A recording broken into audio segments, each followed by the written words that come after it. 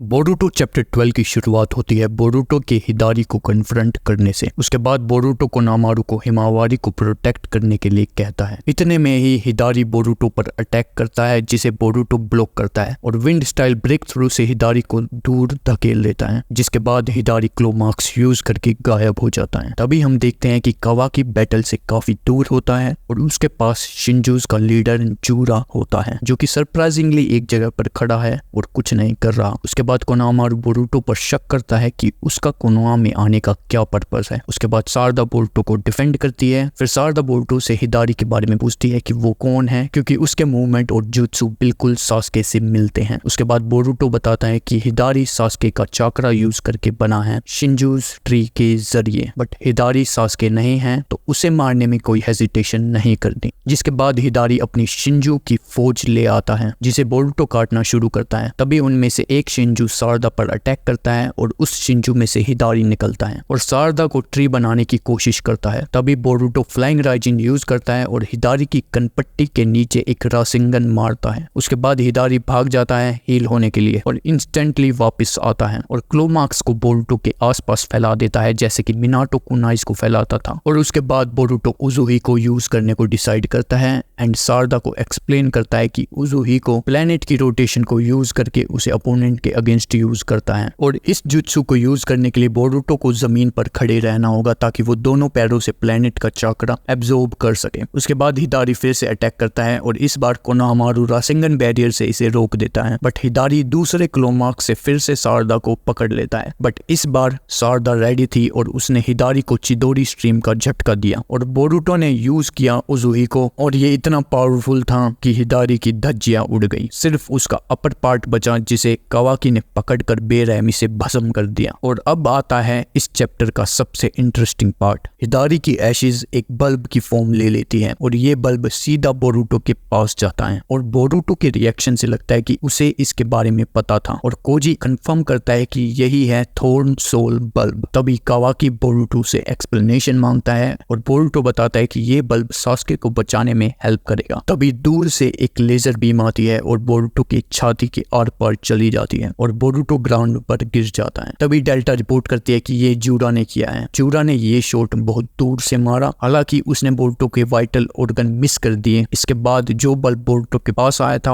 अब वो जूरा के पास चला गया है और जूरा कहता है कि उसने ये एक्सपेक्ट नहीं किया था कि बोरुतो को थॉर्न सोल बल्ब के बारे में पता होगा और अब वो बोरुतो को एक थ्रेट मानता है जिसे मारना जरूरी है और कावाकी इनफ होगा और सुत्सुकी का चारा बनने के लिए। मुझे ये चैप्टर काफी तगड़ा लगा। इसकी पेसिंग प्लस डायलॉग काफी अच्छे थे। आपको ये चैप्टर कैसा लगा कमेंट सेक्शन में जरूर बताना।